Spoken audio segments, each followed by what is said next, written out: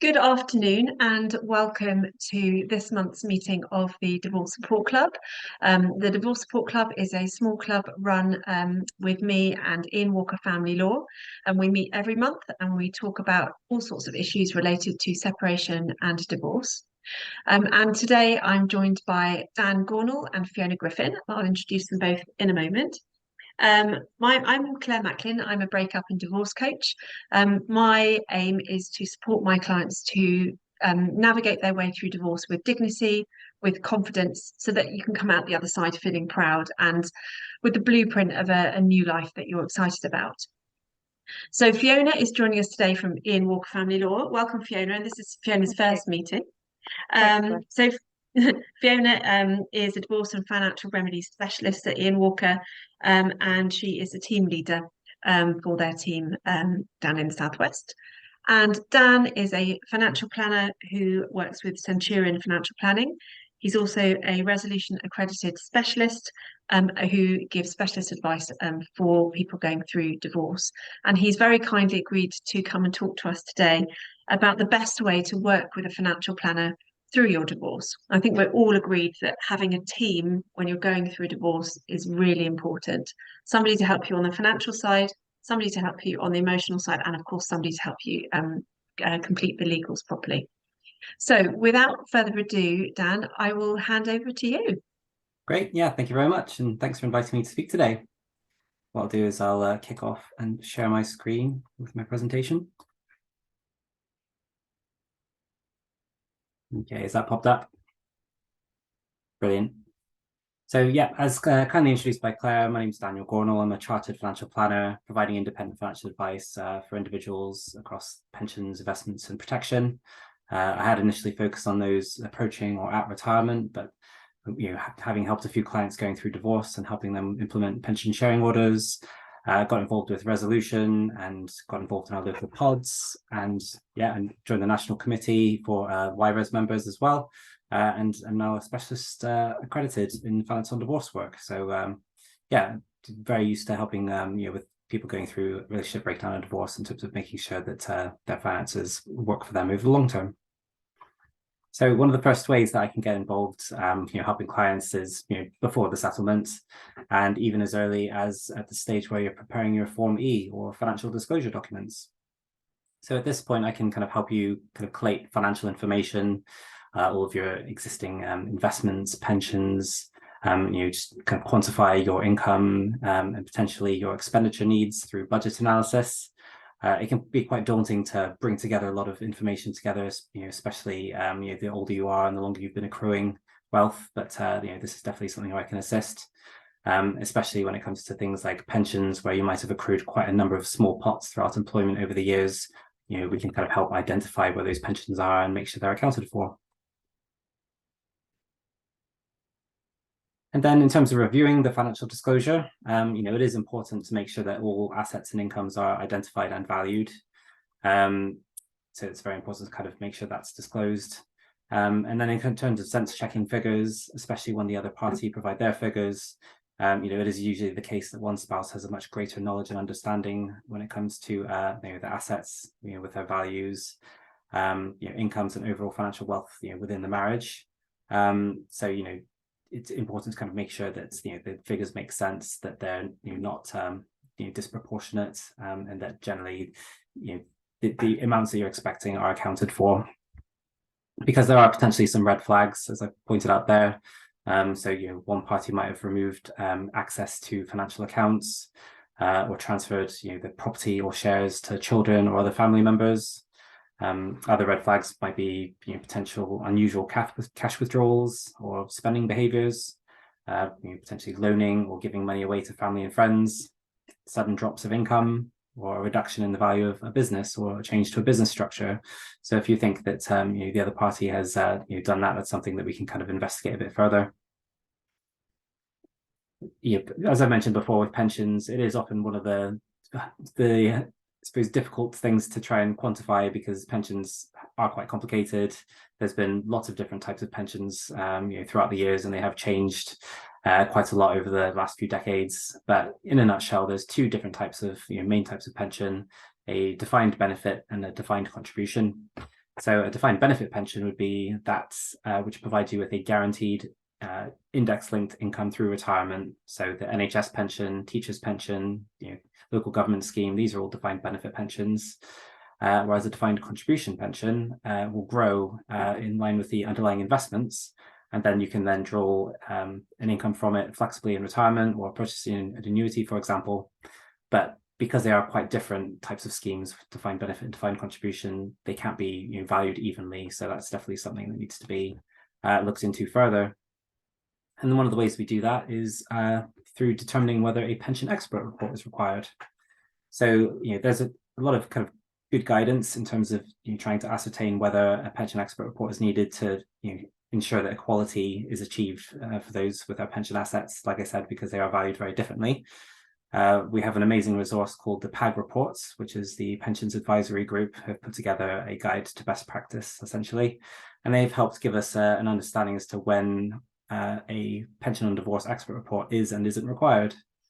So, for example, where it may be required is if there are complicated features within a pension, such as guarantees, if both parties hold a mixture of defined benefit and defined contribution pensions, if the overall values are over £100,000, or if there's quite a large age difference between you and your partner, then these are all reasons to potentially instruct a pension expert.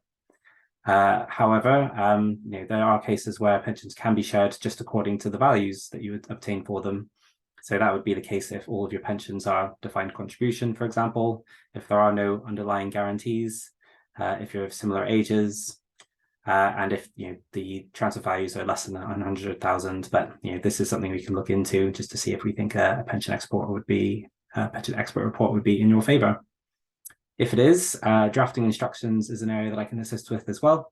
Again, referring to the PAG report and the guidance there on how it's generally best to try and equalize your income from your pensions rather than equalizing the values. And the reason for that is that, if both parties had £100,000 of their pension, they might expect to receive different types of income. And it's generally given that, it's important to make sure that you have the same income in retirement rather than the same value held in your pension. So that's something the expert report can quantify. It's also good to avoid giving too many instructions to the expert as well, because that might just add extra time and cost to produce the report, only to then give you more results which are difficult to reach a settlement with.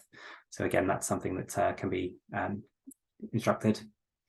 And then once the expert report comes back, helping you understand the expert report is something that a lot of people ask me to do, because often it's a 40 or 50-page report with a lot of technical pension wording. So I'm often brought in at that point to kind of sense check reports just to make sure that they make sense, that the calculations are correct, but really just to explain what that report means to you in terms of the findings. With the pension share that's been suggested, how could that materialize? How can you draw the benefits? What age? And how does that fit in with the overall context of your future finances?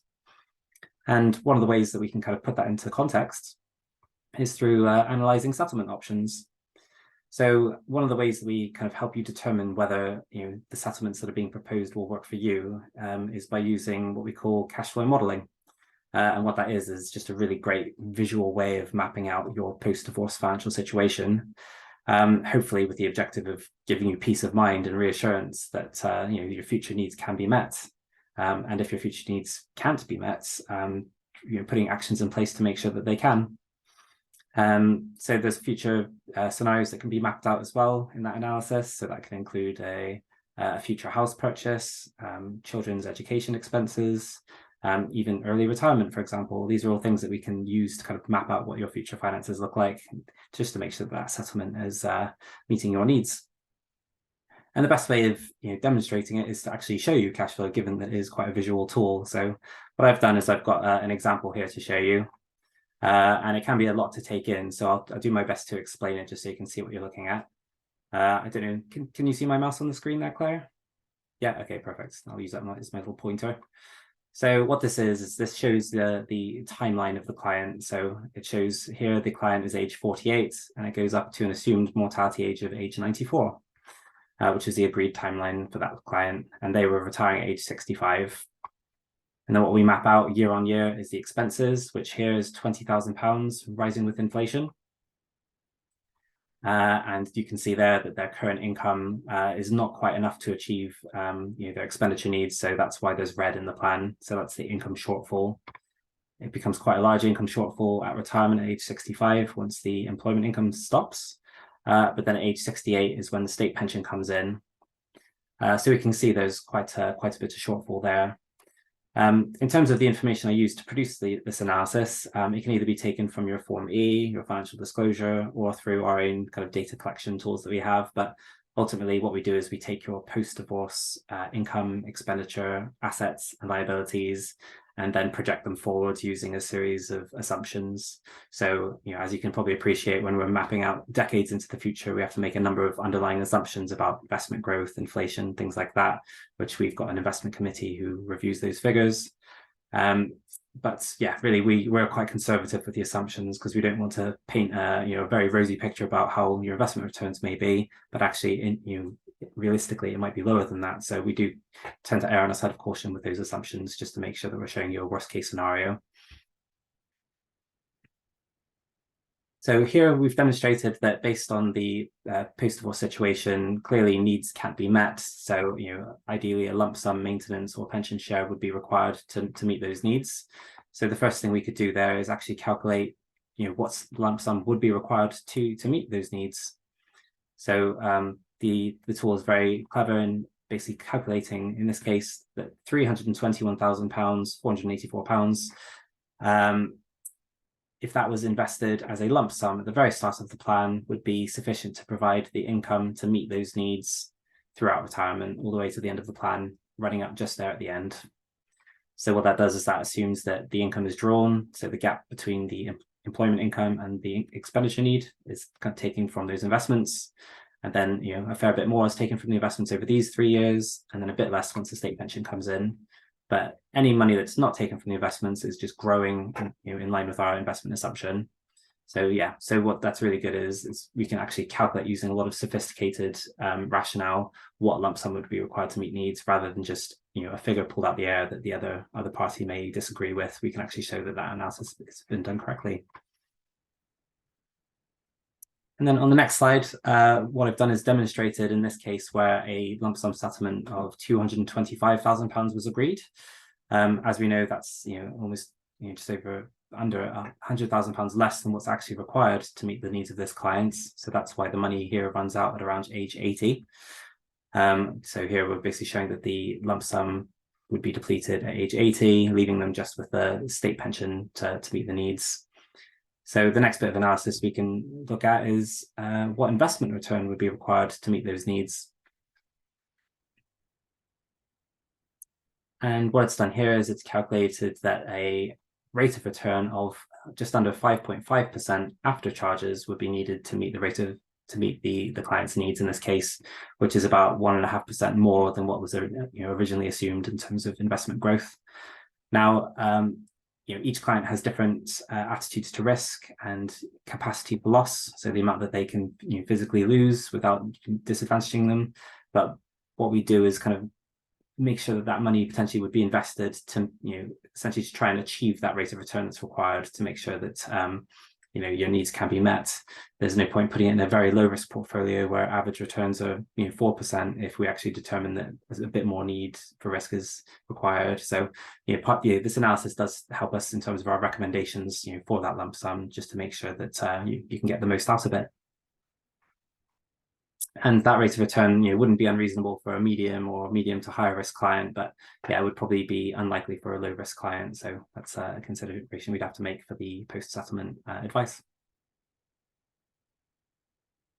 In this chart, we've shown the same £225,000 settlement, but now also a maintenance of £15,000 per annum from now until the dependent's age 18. So this is the age of the child becoming age 18. So it shows the maintenance income coming in, which, as you can see, is above that black line. And that's because it's actually surplus to their expenditure requirements. So the investment income now is actually projected to be depleted at age 86. So it's basically bought another 6 years worth of income, but still causing a shortfall at that point. So one of the first things we do here is say, okay, well, if this money here is surplus, rather than just spend it, what would be the difference if we were to invest it? So that's the next thing we can show you here. And you can see the black line is increased here as we've put in an additional investment of about £6,000 per annum at the start of the plan, dropping down again once the income stops. And you can see the difference that's made. So instead of running out at age 86, the investments and the underlying assets are now projected to last almost into the end of the plan. So just kind of showing that even if needs can't be met, what actions can we take now to to change that potential outlook for the future and to make a positive impact. So it's always good to kind of address these things sooner rather than later. So it's a really useful piece of analysis to do. And then once all of the pre-settlement discussions have been held and the agreement is reached across all parties, that's the point at which I can then give regulated independent financial advice to help implement those orders. So in terms of pensions, implementing a pension sharing order can be I can advise upon. There will be probably lots of available options to you. Either you might be able to pay it into an existing scheme that you already hold, or maybe they will offer an internal option for the scheme that it's currently held in. But really, part of the advice would be reviewing all the options available to you and making sure that you pay lower charges, but you have a good range of options available to you according to your needs. That would also potentially be invested in line with your risk profile, like I discussed. So we do the analysis in terms of how much risk do you need to take, how much tolerance do you have towards that risk, just to make sure that that's invested appropriately. And occasionally, it might be the need that you need to draw pension benefits straight away. You can actually draw up to 25% of a defined contribution pension completely tax-free. So sometimes people would do that to go towards funding a house purchase, for example, or they might just want to draw a regular income to top up their existing income. So that's the advice that could be given as well, just to make sure you can start drawing those benefits, to meet your needs. In terms of lump sum settlements that come across, again, there can be a range of options available to you. The potential places that money could be invested in, such as individual savings accounts. So ISAs currently have £20,000 allowance that you can use each tax year, or you could put the money into pensions. You could potentially hold it in cash, depending on what your immediate needs are. But the first thing we do is make sure that you establish a suitable emergency fund. So what we mean by that is just an amount held in cash that you can readily draw upon if you need to make sure that your needs can be met should you need to replace a boiler at very short notice or something like that. And the general rule of thumb is that we think between 6 and 12 months worth of your expenditure is a good amount to hold in cash, just in case of those emergencies. And then anything surplus to that you don't need to draw upon, with a minimum investment time frame of between 3 and 5 years, the rest could be potentially invested to grow, hopefully in excess of inflation. And again, that would be invested in line with your agreed risk profile based on your future goals and objectives. We also have a range of ESG options. So what that stands for is environmental, social, governance. And what that basically means is an ethical portfolio.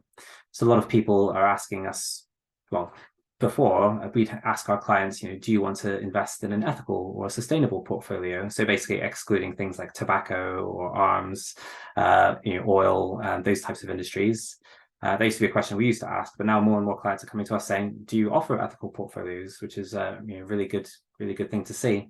And yeah, if you have ethical considerations, you want to exclude certain things, or you want to invest in companies that are trying to make a difference, then that's absolutely something we can facilitate that for you. And again, in terms of regular income, we'd establish what income needs you have and the most tax efficient way of taking that. Because essentially the objective is to try and at least maintain or build your wealth where possible. But if you are making withdrawals, to do it as tax efficiently as possible. We can also establish protection cover for you. So what that would be was in terms of say maintenance payments that you're receiving, either child or spousal maintenance. The other party, if they were to die, those payments would stop. So what we could do is establish a life cover on that party to make sure that if they were to pass away, that a life insurance company could continue those maintenance payments for you.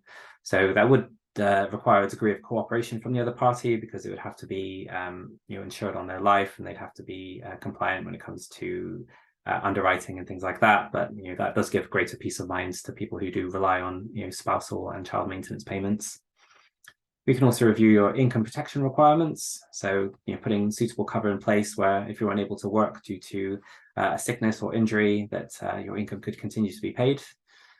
Or mortgage protection. Again, if you were to die, rather than leaving a mortgage debt within your estate, you could establish a life cover to make sure that that mortgage could be repaid. So that's one less thing for your beneficiaries to have to worry about. And just general life and critical illness cover, again, just making sure that in the event of death or critical illness, that your chosen beneficiaries are covered. And again, we can go back and use cash flow to analyze what your protection needs are and the impacts that a critical illness might have, and actually what amount would be required in terms of to be insured. So in terms of what to look for in a financial professional, I just put together a few things that you should consider when you're looking to work with someone. Ideally, you want someone who's experienced, specializing specifically in finance on divorce work.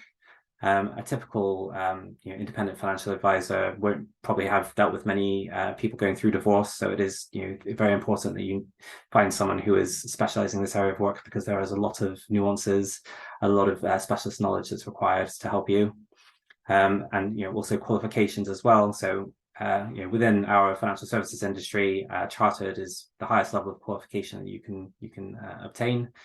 But then for those specializing in divorce work, the resolution specialist accreditation is again the highest that you can achieve with respect to that. I'm one of only, I think, about 35 IFAs across the UK that actually have that accreditation, which I'm very, very proud of, and I had to work very hard to achieve. But I'm glad to have got that, just to kind of demonstrate my commitment to this specialist area. I also think it's important to have an independent financial advisor. So generally, you'll have either an independent advisor who can use any range of investments or investment managers. Alternative to that is a restricted advisor, where generally they would have their own in-house investment offerings, which, in my opinion, kind of limits the options for the client, because if the investments don't perform, you're pretty much stuck with them. Whereas as an independent financial advisor, if the investment managers that we recommend are underperforming, then we have free rein to move you to a fund manager that is better suited for you. But yeah, and then lastly, rapport. Ideally, you want to get along with the professional you're working with. So, a lot of people will offer a free initial meeting just to learn more about you and your situation, and also give you a chance to ask questions and find out more about them. And if you get along with them, that definitely helps when going through such an emotional and trying experience. So that's definitely something to consider as well. Right, that finishes my section. So at this point, I will invite Claire or Fiona to ask any questions. Thank you very much, Dan. So I've got a few sort of quite practical questions, and then maybe some observations and things as well from from my perspective. So one question that I had as we went through was, do I, when I'm going through this process, do I need to consider any tax implications of any of these things? Yeah, so generally kind of at the pre-settlement stage, when both parties are gathering their financial disclosure, it's common to draw a schedule of assets, really kind of quantifying the assets that both parties hold. And in determining what the values are, it is, best practice to deduct any potential tax away from that.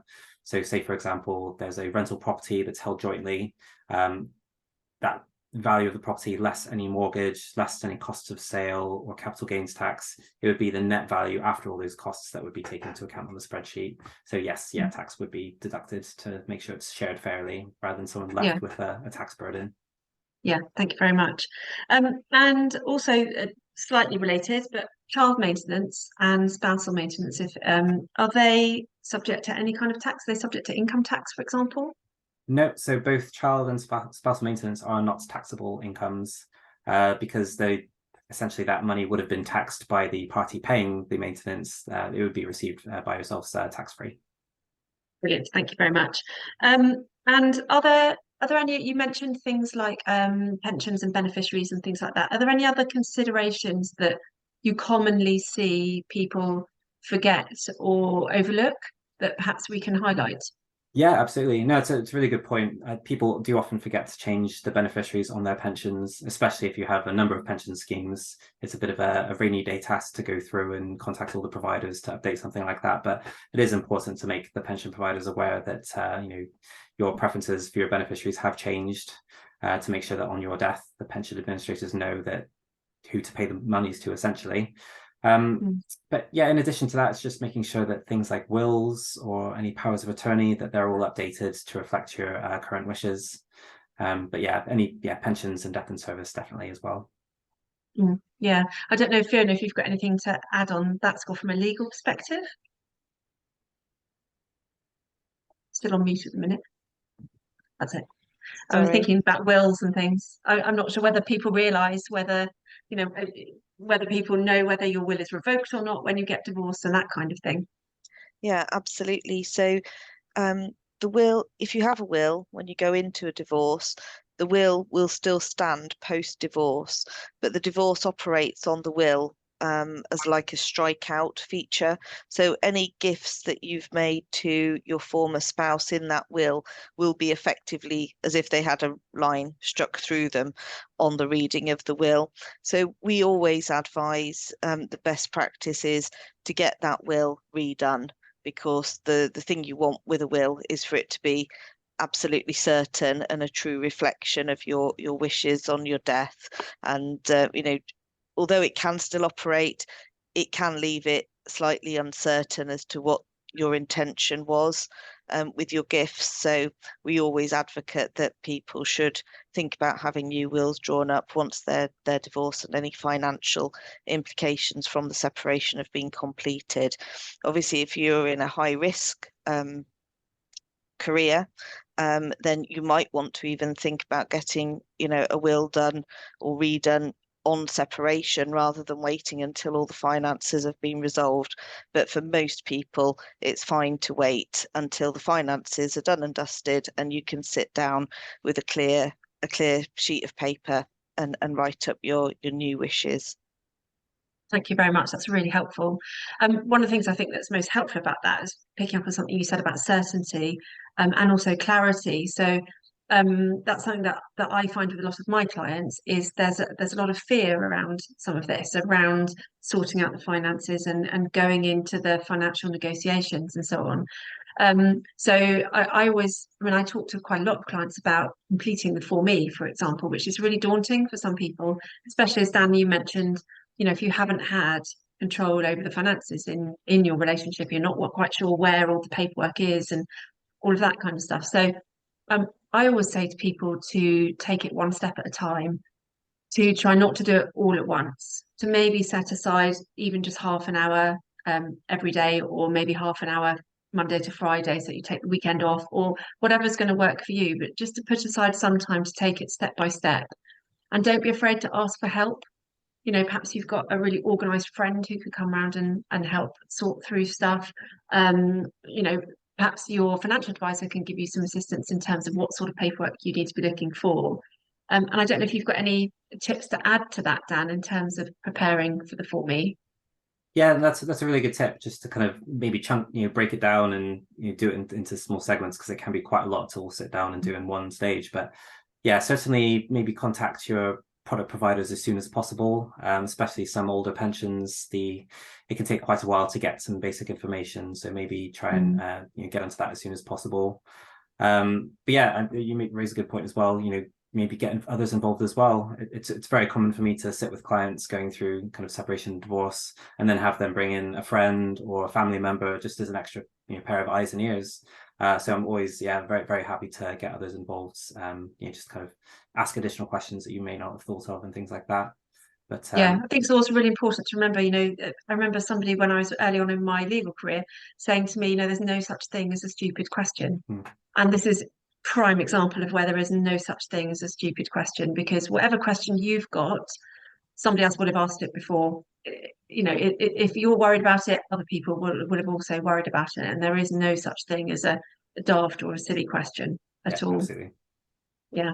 And the other thing I find is that quite often with my clients, the fear around what the financial future might look like is quite overwhelming. Sure. And actually using your cash flow modeling is a brilliant way to get real clarity on whether there is a gap, first of all. If there is a gap, how big is that gap? And what are some of the ideas that you can use to fill that gap?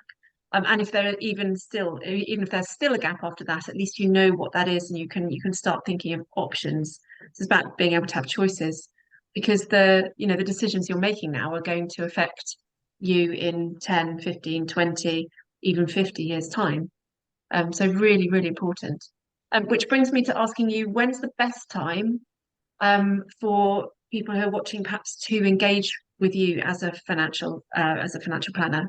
Is it right at the start? Is it when you're nearing the end of negotiations, or when's the best time? Sure. So, I could be brought in at any point, either pre or post settlement, but I would say generally it's best to be involved as soon as possible. If you think that you are going to need financial advice at some point, then it's probably good to establish that relationship as early as possible, just so I can add kind of guidance throughout the process, sense check things for you, and then implement it once the settlement's been agreed. But that said, I am often instructed at the point of settlement to implement basically any kind of pension sharing order, things like that. But again, the more you can do pre-settlement, the quicker it'll be to actually implement all the advice once everything's been sorted. Brilliant. I think that there's a growing understanding, isn't there, in the industry anyway, that actually working with a team of professionals around you right from the beginning is a really wise way to go into your divorce negotiation, so that you've got all the support that you need from the right people at the right time. Yeah, absolutely. The other thing that I was thinking about while you were talking was, there's some quite scary statistics about how many people don't actually involve pensions in their divorce settlement, and are afraid perhaps to raise it. So I would always say, don't be afraid to ask the questions about pensions. And I have quite a lot of clients who are worried about asking those questions. They worry that they might be seen as perhaps money grabbing or something like that. And I always say to them, no, this is part of the process. This is part of the steps to take to come to an equitable agreement at the end. So I think it's something like 75%, which is quite a scary number. Yeah, and often there'll be maybe the mindset of the person who's accrued the large pension that, oh no, that's mine, I've worked for that. Whereas actually, again, the PAG report has led the understanding of legal professionals to know that apportionment of any sort of premarital period generally isn't appropriate. So really, when you're looking at pensions, you should look at the entirety of the pension rather than just the amount, say, that was brought up through the marriage. Obviously there's a few exemptions to that, but generally you would look at the complete pension, and certainly not discount it. Those would always be considered, because often the pensions could be maybe even the largest part of the marital asset, alongside the home. Yeah, absolutely. So leading on from that, quite often another thing that I see is a very strong emotional attachment from one party to the marital home. So I see a lot of people who want desperately to hold on to the marital home, and they forego any kind of pension share. So I think we've got a little slide in terms of a case study to have a look at that and what kind of difference it can make. Brilliant. So in our case study, we've got a husband and wife.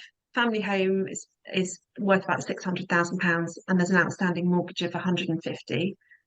The husband has a defined benefit pension scheme worth about 450,000, and the wife has a defined contribution scheme which is worth about 50 grand.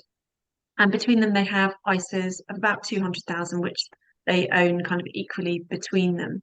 So we thought it'd be really interesting to look at, on a cash flow modelling basis, how holding on to the family home as opposed to taking a pension share might make a difference in a case like this.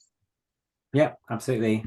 So let me just bring up I knew it would sign me out. It's been too long, so I need to rudely check my phone just to do the two-factor authentication. Yeah, you don't want us to see all of that. There we go. So yeah, so in this example that we've created, we have this is the cash flow for the wife, who is age 55. She has an income of £35,000 per annum up until an assumed retirement age of 65. We've built in the cost of the mortgage and additional household keeping and personal expenses of £20,000 per annum, and then also showed the state pension, full state pension being received from age 68. And so as you can see in this scenario, so you have the employment income, which goes towards meeting most of the client's needs, but then also having to draw a supplementary income from those ISAs that have been split just to meet the full expenses. And then at retirement, the only income being received is from the investment portfolio, which soon runs out just before the state pension gets paid at age 68. At which point they're also drawing down from that £50,000 pension that we mentioned as well. But that quickly runs out at age 72, 73, where they're just left with their state pension. And the only asset being held then is the equity within the family home. So, in this case, the husband's retained the pension and the wife's retained the house, just because the net values were similar at about £450,000. But in doing so, essentially the wife is being disadvantaged because she's just retaining more value in a asset that is unable to pay an income for them in retirement. So what I've done is I've created an alternative division of assets whereby a pension sharing approach is adopted. And in this case, with the pension sharing approach, that house value after the mortgage of £450,000 is split equally, so £225,000 each. And then to make sure that the pensions are shared separately, a pension credit of £250,000 is coming across, so that would give the wife £300,000 within her pension. And then I've assumed that she's then purchased a new home outright with no mortgage for £400,000. So we'll look at the difference that's made here. And as you can see, so there's the purchase of the property here of £400,000. And that's through a combination of the equity they received from the property, but then also the tax-free cash lump sum that they can receive from their pension. And then what that's actually done is, because they're not paying a mortgage anymore, their income is actually meeting their expenses up until retirement, which is a good thing. And then from age 65, they're able to take an income from the pension plus the state pension throughout the rest of their lifetime. So essentially, by having more money in pensions and less in house equity, that mix of assets is done better to provide an income for them over the long term. And then we can stack these up side by side just to kind of actually compare them side by side. The values have been skewed somewhat by the purchase here, but I can actually fix that. So we'll start it from, say, the next year. Yeah, and you can see the difference here. So in the bottom approach, you have the offsetting, where all the assets are depleted by age 72. Whereas in the pension sharing approach, they'll have not only a surplus income prior to retirement, but enough pension assets to meet their income needs throughout retirement. So that's the income and expenditure, and then we can just compare the assets here. So in the bottom approach, all of the assets are just held in the family home, whereas in the top one, in addition to the property value, they also have the personal pension that they're drawing an income from as well. And actually then potentially leaving a legacy to any chosen beneficiaries, because any pension assets can be given to chosen beneficiaries outside of the estate for inheritance tax purposes. So it's a very tax efficient way of passing wealth down through the generations. So the more money you can have in a pension, at mortality generally, the better. That's really helpful to be able to see that, really visually the difference that those different decisions would make. Really, really brilliant. Thank you very much. And am I right in thinking that you do you carry on? I don't know. Do you carry on working with people through that whole period if they choose to? If your rapport is really good with that client, can you carry on working with them to help them through this period as well? Yeah, absolutely. So generally, my work can either be transactional, just at the point of divorce, and then I can implement, to make sure that they can then manage the investments themselves, for example. But generally, a lot of clients are retained as ongoing clients, where I can provide an ongoing service with at least annual reviews, updating and making sure the cash flow is reviewed on a regular basis, just to make sure that everything kind of remains on track to meeting their goals. So yeah, I can work either way, but yeah, most clients do retain me on an ongoing basis. Yeah, brilliant. Thank you very much. Do you have Fantastic. any more questions before I stop showing my screen? Probably stop showing the screen anyway, Dan. I don't have any Okay. question particularly, but I wanted to make the point that although of course what you do, Dan, helps and supports lots of people in terms of the negotiated settlement, and as resolution members, that's our main aim, is to resolve these issues by negotiation where at all possible.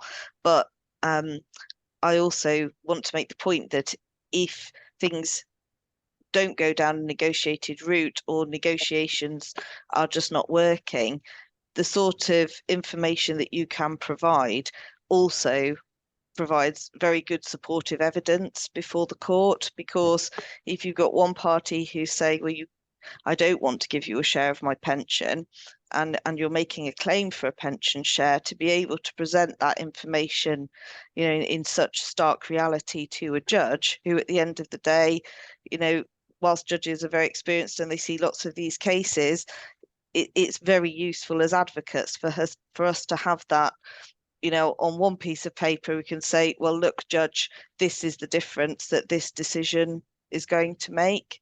So even if you're not in a negotiation, it's still very helpful to have a chartered financial planner on board, to provide supportive evidence of this kind. Yeah, because without cash flow, you're just looking at numbers on a piece of paper, and it's very difficult to know, what does that mean to me? Will that meet my needs? So this is just the perfect way of actually testing that, and hopefully giving that reassurance that yes, it can, or if it can't, having evidence to back up what additional lump sum would be needed to meet those needs. And again, that can be quite strong when going through the negotiations. Yeah, absolutely. Yeah, absolutely. Totally agree. What really comes across really strongly to me is that what you provide is clarity. You provide clarity of what the future might look like. You provide clarity around the potential numbers, so you can help people perhaps with a top number and a bottom number, and they can see what those look like when they're going into negotiations, as well. So all really, really useful to help people get clarity. And I will say to my clients, clarity is absolutely the best antidote to overwhelm. When you're feeling very overwhelmed, what you really need is somebody to be able to cut through that with almost like a knife, to give you a very clear view of what each different option looks like. And that gives you then, another of my favorite words, choice. It gives you empowered choice to make a decision as to how you're going to instruct your solicitor, or how you're going to negotiate in your mediation, or how you're going to present to the court, as Fiona's just said. So all really, really helpful. Thank you very much. I don't think there are any questions in the chat, but I will just check. No. If anybody watching does have any questions, please pop them in the chat very quickly now. No, just while we're otherwise, waiting, I was going to say that it's often quite common for me to sit down and have an interactive cash flow meeting with the clients and any other parties that want to involve prior to a settlement negotiation meeting, just so they can go into that a little bit more informed. And especially if there's a high and a low figure, if we can demonstrate through cash flow that actually the low figure can meet your needs, they can go into that meeting a lot less stressed, thinking, oh, I need to get the highest figure. So it kind of hopefully empowers them to know that the outcome that they'll get can meet their needs regardless of how the conversations go. Yeah, actually, that's another really important point. I've been working with a client recently who's had almost exactly that happen. There's some suspicion that one of the people in one of the parties is hiding or has squirreled away some assets and things, but the bottom number absolutely meets my client's needs and goes above it. So that client can then make a really informed decision as to whether it's worth proceeding to investigate all those other things as well. And I don't know, Fiona, if you have any views on that. I imagine that's something that you do sometimes. Yes, definitely, and it is a difficult conversation when you're working with a client who has a suspicion that monies have been put outside of the asset schedule, and it's a very difficult conversation to have, because often that conversation runs along the lines of, well, it's not actually proportionate from a legal cost point of view to pursue the money that you think has gone. Particularly, we see fairly frequently, not large sums going at once, but overspending. You can have overspending over a course of a number of years, and that can be simply because the two parties have a very different view of how they want to spend, and you can find that you've got one person in a couple who's a little bit more stringent with their own personal spending, and then you'll have another person in the couple who maybe is a little bit more wanting to spend their money, and that's absolutely fine when two people are together. But when two people have separated, then that's when the suspicions can start to flow in. So yes, helping people to get through that issue with a completely different viewpoint, that's very important. Yeah, and it can really help to kind of let go of any build up of resentment sometimes, that I find, to know that actually, even if you don't go down that road and spend that money on investigation, that you're going to be okay.